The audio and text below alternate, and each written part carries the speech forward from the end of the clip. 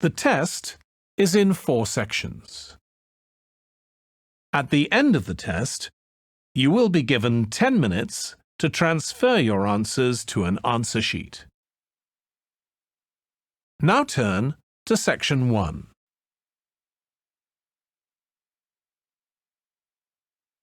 Section 1. First, you have some time to look at questions 1 to 5.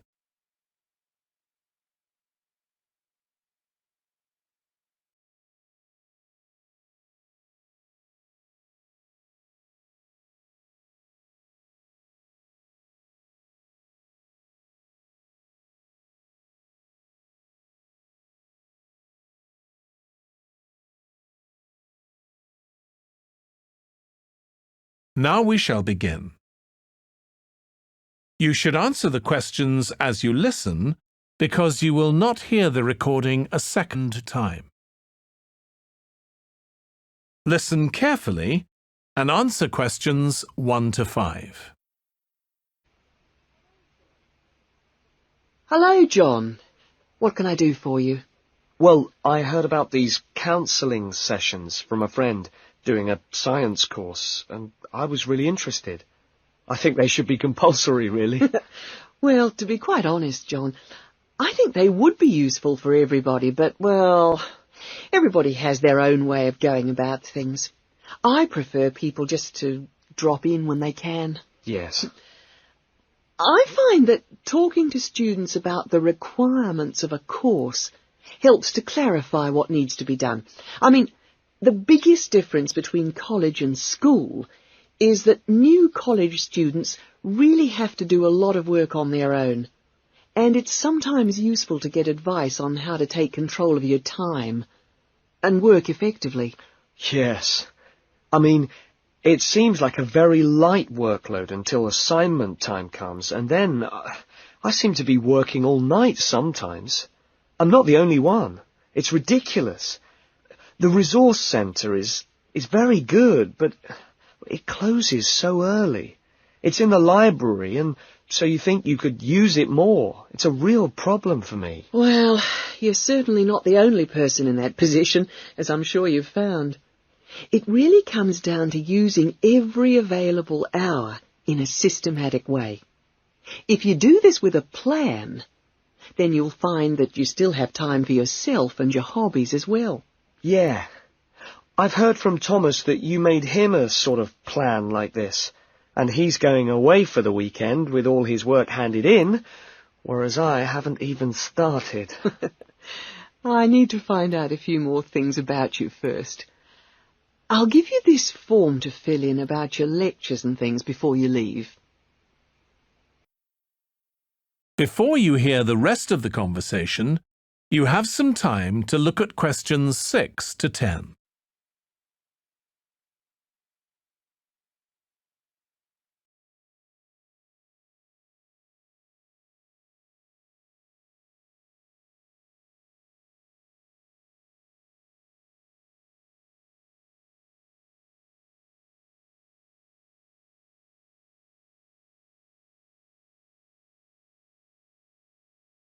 Now listen and answer questions 6 to 10.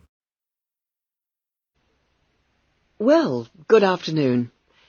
In today's session, John Upton will be sharing some of the findings of his research project from last term.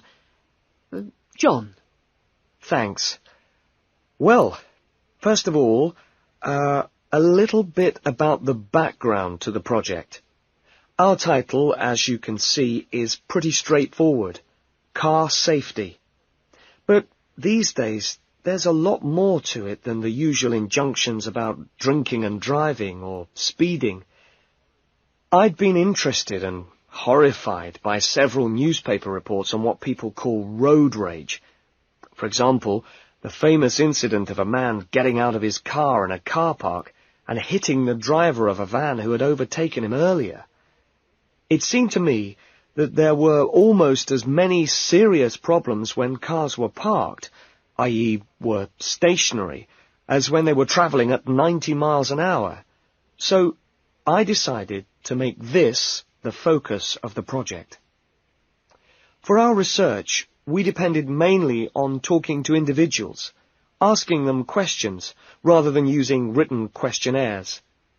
We stopped people at a selected garage on the motorway over a 2-day period and asked them questions about what they'd observed or experienced themselves. Our respondents were both men and women, but the women were just slightly in the majority. We were pleased by the public's willingness to stop and chat to us.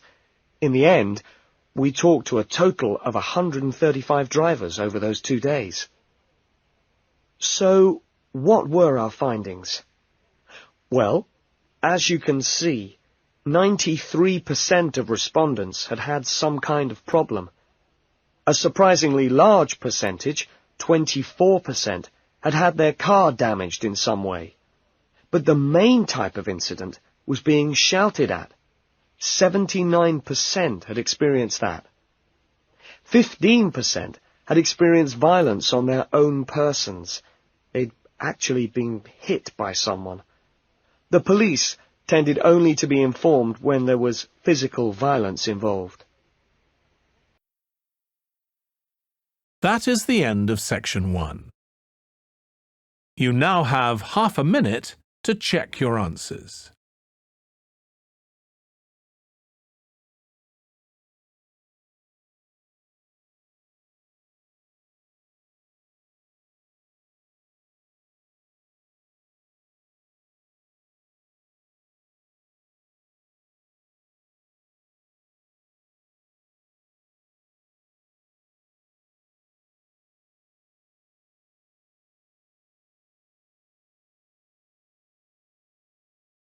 Now turn to section 2.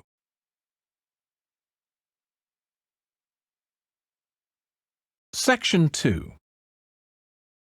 First, you have some time to look at questions 11 to 16.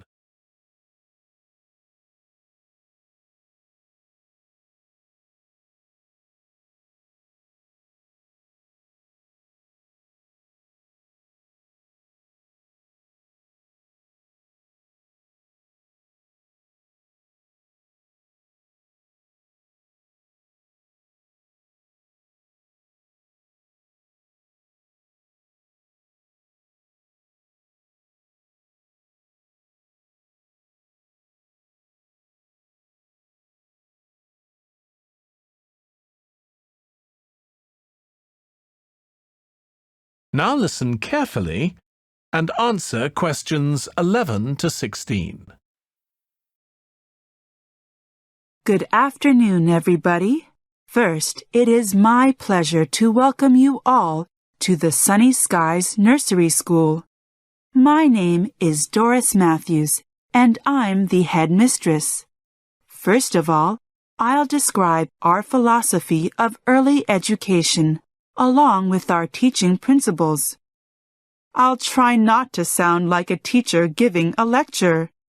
Then we'll have a tour of the school and finish with tea and sandwiches in the staff room, where you can meet our teachers and administrative staff. They will all be very happy to meet you and answer any questions you might have.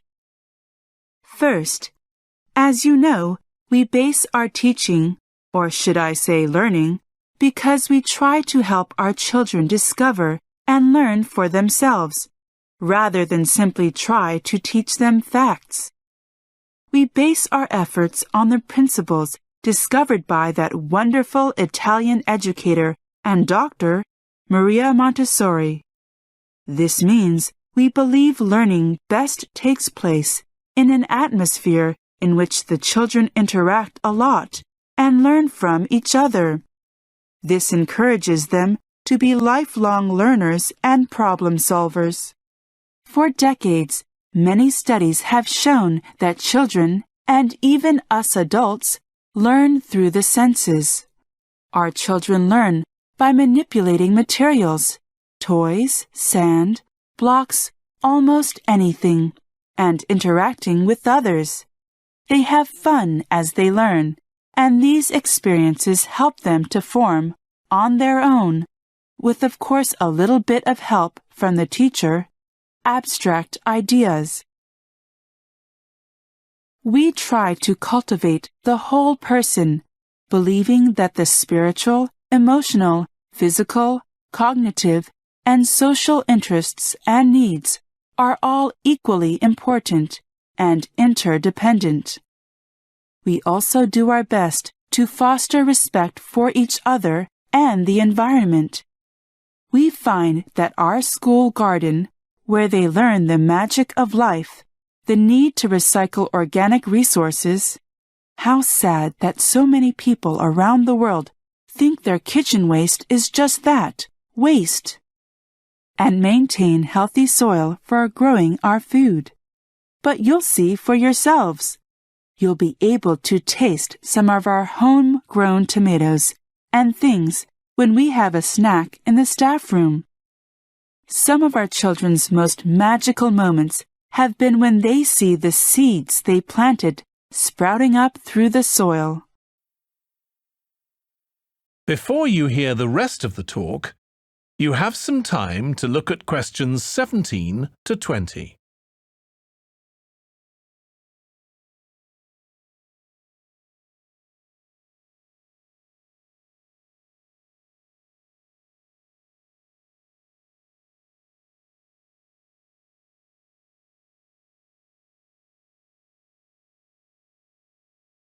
Now listen and answer questions 17 to 20. Well, that's enough about our philosophy and method of education. I'm sure we'll enjoy chatting about it some more when we meet the staff. Now I'd like to show you around. It's a lovely day, so we'll start with the vegetable garden. I'm sure you've all guessed that we are very proud of our garden. You can see it outside the balcony. It's on the south side of the school, so it gets lots of sun. On the left, the east side, you can see the classroom block. Actually, we don't see them as classrooms in the normal sense. They are more like activity and play centers. And on the opposite side, we have the dining hall and the kitchen.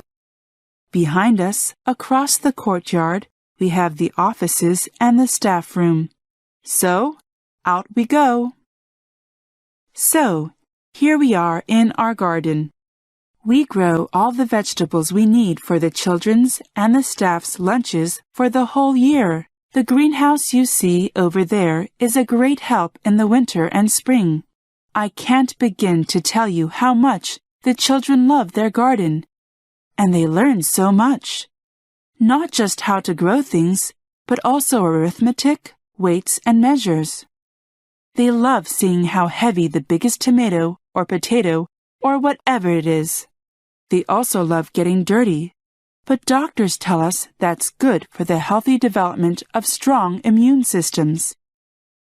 Have you read those reports about how kids who never come into contact with a bit of dirt or with animals are much more likely to suffer from asthma?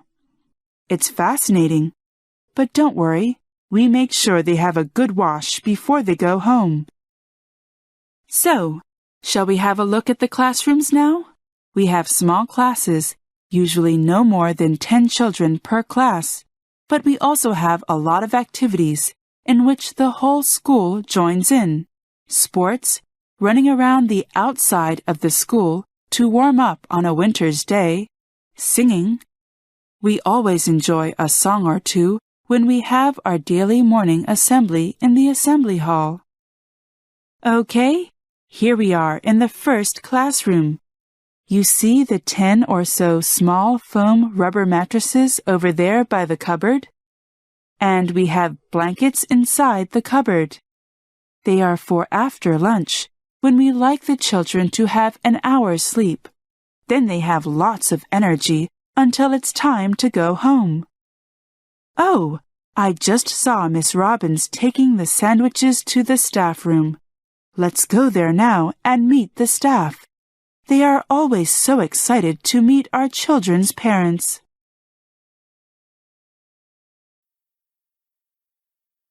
That is the end of section 2.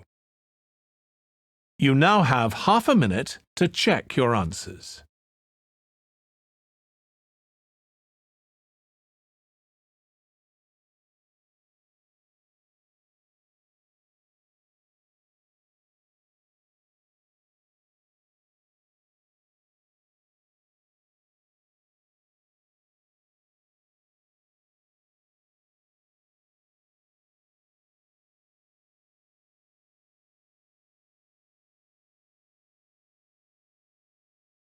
Now turn to section 3.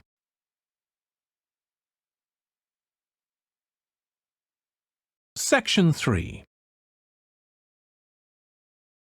First, you have some time to look at questions 21 to 26.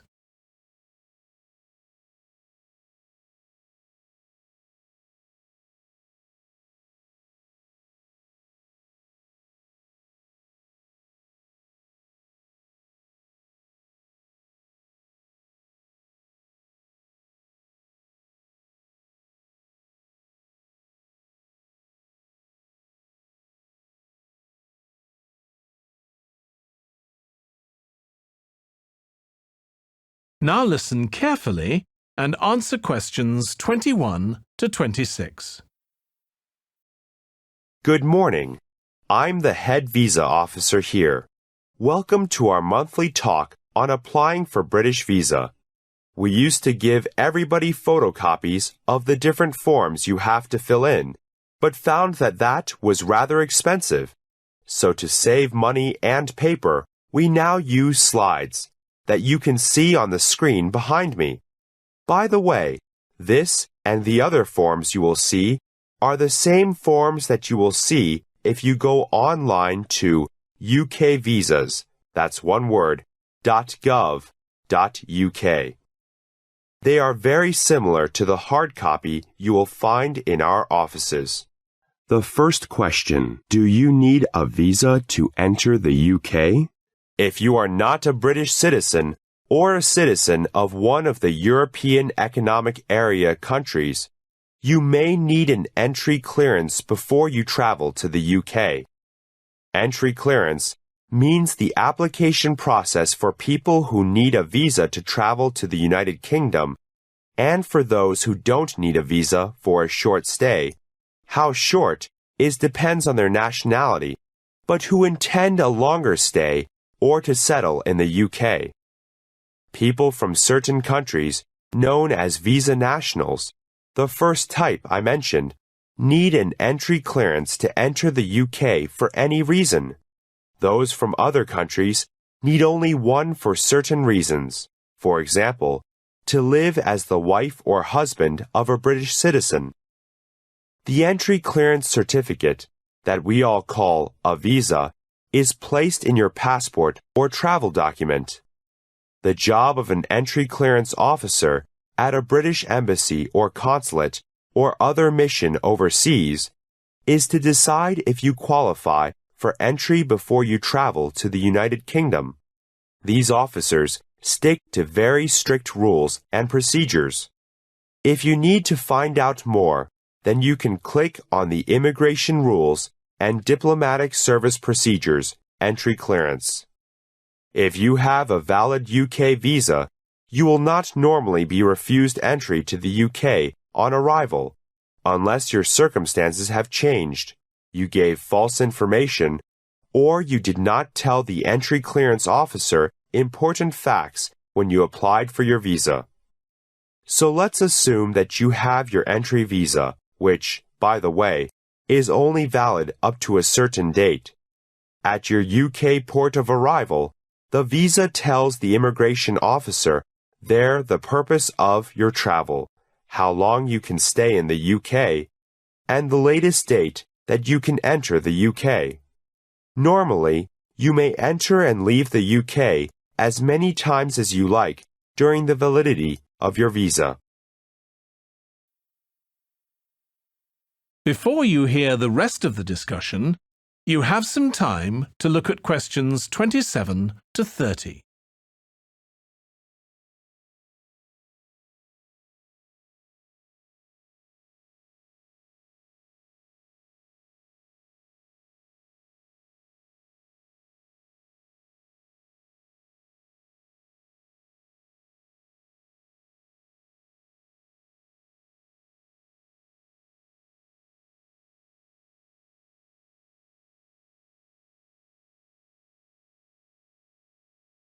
Now listen and answer questions 27 to 30.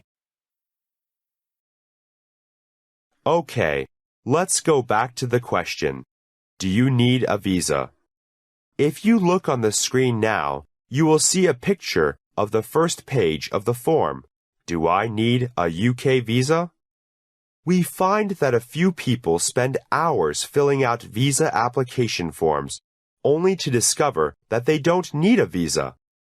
You can use this questionnaire to find out if you need a visa or entry clearance to enter or transit through the UK. Please note that the rules can change sometimes, so it's a good idea to visit the news page and the Visa and DATV Nationals page. You can see that this is recommended on the form. Going down the form, we see the purpose of visit section, au pair, business, doctor, medical treatment, to see one's fiancé, returning resident, student for more than 6 months, and dozens more.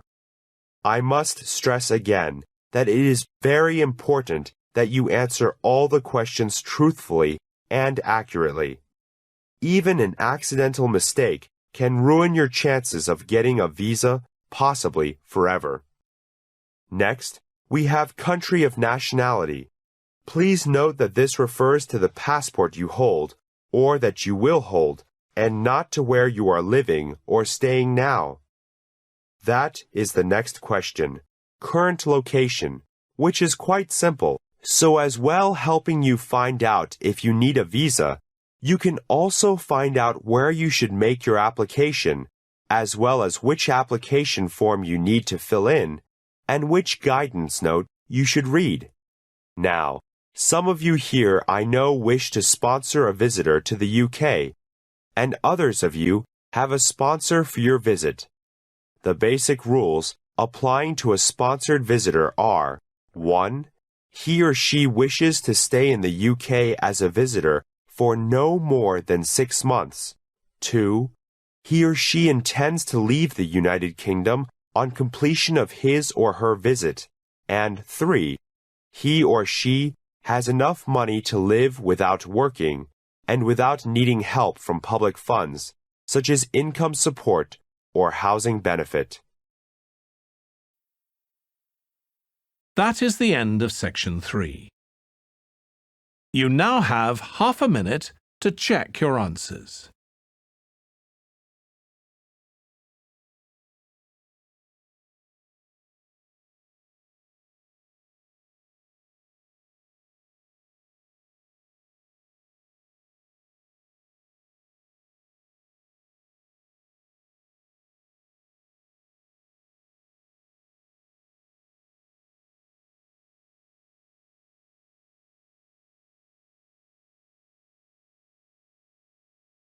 Now turn to section 4.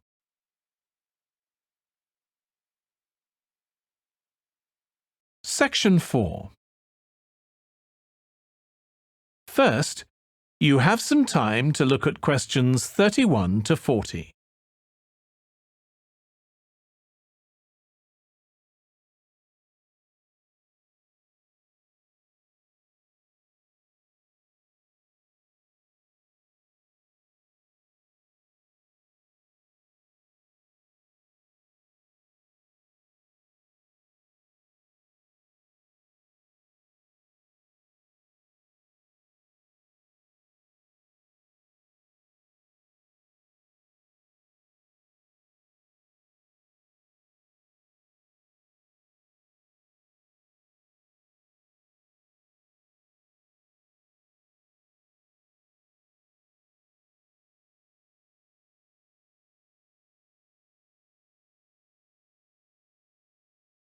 Now listen carefully and answer questions 31 to 40.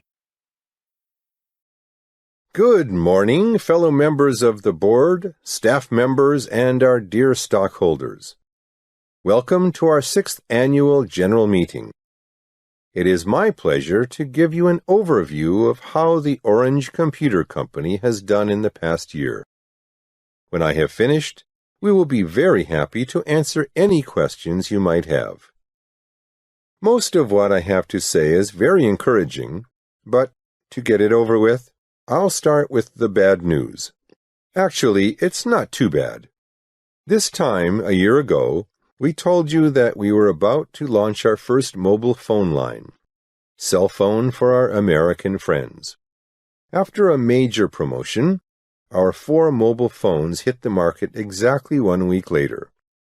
Given our excellent company reputation, very promising results from our market research, and what we thought were attractive winning features at very competitive prices, our competitors were ready and waiting, with new models at prices that we had to match. So match them we did, but given the difficulty of breaking into this market, sales have been disappointing both in Europe and especially in North America. Given the massive growth of China's mobile phone production in recent years and our lack of experience in that part of the world, we did not market the phones in Asia. So our mobile phone subsidiary is still limping along, but sales are slowly growing. We believe the long battery life and reliability are beginning to have a larger impact on consumers. So we have planned a new promotion and marketing campaign stressing these 2 strengths. Our research also shows that after only a few weeks, most purchasers of the fanciest, most expensive mobile phones end up only using the basic functions: phone calls, messages, and chatting. So we will be appealing to the more conservative consumers, those who look for reliability rather than those who feel they need to always have the very latest and most complicated models. We are confident that we will soon build a strong position in this target market.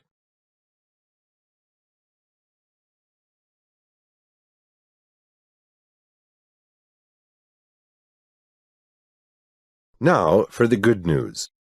As you can see in the annual report, total group income from sales increased to just over 1.83 billion euros, a very healthy 9.5%, and net profit after taxes increased to 126 million euros, or 18%. So you can look forward to a significant rise in share dividends and an even bigger increase in the value of your stock holdings in Orange Computers. Let me briefly describe the main reasons for our even better than expected growth and profits this past year. One is the fruits of our merger 4 years ago with Ribbon Optical, Europe's largest camera and CCD maker. Our decision to get into the high-end digital and professional camera market has proven to be the right one. We have been particularly successful in the medical imaging field. Starting from nothing 3 years ago, our equipment is now being used by 12% of Europe's hospitals, and we have already, after just 18 months, made a promising entry into the North American market. In fact, just yesterday, we signed a $1.2 million contract with one of America's best-known medical schools. Another major reason for a very profitable year was the increased outsourcing of our programming to India and China. This has resulted in very significant cost reductions on our software side. And I am happy to tell you that we managed to increase the proportion of the programming we outsource without laying off any of our European programming staff, who we keep for those software and platform projects that we wish to keep most closely to ourselves. Efforts to increase energy efficiency have also reduced costs. We are also pleased that our decision, explained to you at our meeting a year ago, to stick to our core business and not to enter such areas as games, PlayStations, music, MP3, and the like, mobile phones were the one exception, is, in our opinion, proving correct. The competition is very fierce in these fields, with minimum returns, and in the case of the music side, extremely costly in legal fees.